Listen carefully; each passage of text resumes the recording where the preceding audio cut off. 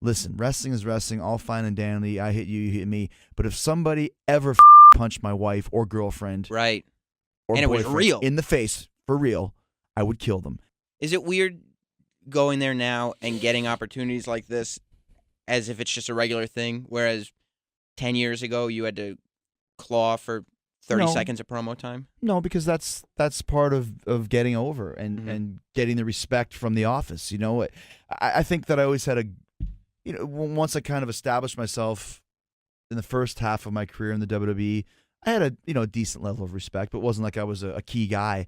But then when I did the Shawn Michaels feud in 2008, yes, which was the best feud of my career, I was about to ask you about that. Best feud of my career, and I'll go on record and not feel like I'm bragging and saying one of the best feuds of all time. Yeah, it was so well constructed. I'm writing my third book, and that's a big part of it, going through the whole nuances. And I'd forgotten because you do it and you move on to the next thing. Yeah. So I went back and Googled it, and there was a timeline, like everything that happened, and just reading through it, it's like, holy smokes! Well, it was amazing when it was happening because it was like everything that was happening on TV. It's like there's the product, and then there's the Jericho Shawn Michaels thing. Yeah. Like you guys were almost a whole separate world. You're right. That's a good point. I agree with you because it was taken to the next level.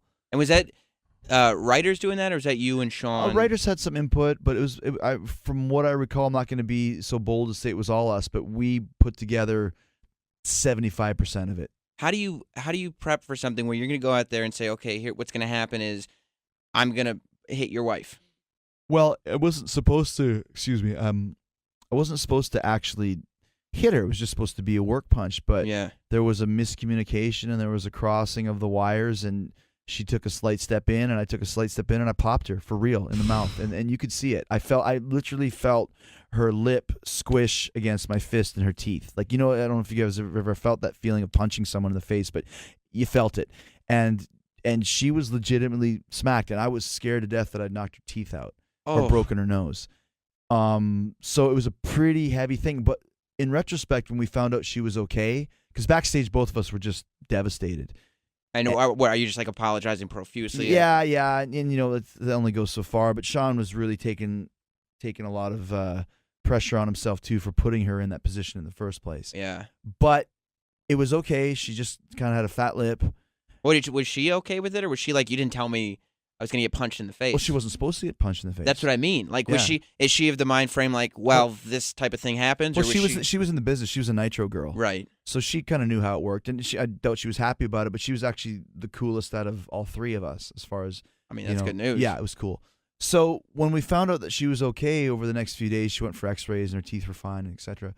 It actually turned out to be a huge plus because that's what took that level from part of the program, part of the product, to this whole other world, because everybody in the crowd could empathize with, listen, wrestling is wrestling, all fine and dandy. I hit you, you hit me. But if somebody ever fucking punched my wife or girlfriend, right, or and it was real in the face for real, I would kill them.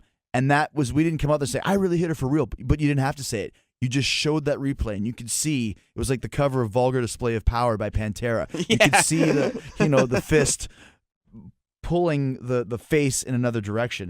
Because that added a realness to it that wasn't just like, because everybody knows what the deal is, but for even fans that are watching and have been watching wrestling forever, they looked at that like, I think they're going old school with this storyline, because nobody knew if you had punched her in the face by mistake or if you guys had gone backstage and you'd agreed, we're going to add realness to this, and I'm going to hit her. Or maybe I just was a dick. Or maybe you're a dick. Because at that point in time, it's funny because I watched back some of the stuff, and it's easy to talk back about that time and think about how cool it is. But when you watch it, I had so much heat. Like, it was ridiculous. I really had redefined my whole character and changed around, and people were pissed. Which is difficult for somebody like you to do, especially. Well, and to do it to keep it going for an extended amount of time. It was almost 2 years. But at that point in time, with all the stuff that I'd been doing to Shawn, because that character probably would have been almost babyface-esque if it wasn't with somebody like Shawn, who was the best babyface ever. So he played it perfectly, and you really felt for him and really wanted to see him kill me. Right, because normally somebody who's playing a heel that well, fans are just going to applaud. The best heels always end up as baby faces because they're so entertaining. Look at the Joker, look at Terminator, look at Darth Vader, Hannibal Lecter. Mm-hmm. They're all so evil. Freddy Krueger, but then after the second or third movie, you start liking them. Even Darth Maul, just based on the posters. Right. Nobody had seen it, but he looked so cool. He looked so cool. Like, that's the man. And then they didn't do anything with him, so it was so lame that you did make him a heel. The point being, it was just a really cool time for me because I was able to kind of reconfigure this whole character that I was doing, and people bought it huge. I mean, I was getting attacked on the streets. Really? Countless times. That's right. You had that whole altercation. In Victoria, it happened in South Carolina, it happened in Las Vegas. So it was probably the end of that era where people really believed that a heel was that they really hated somebody.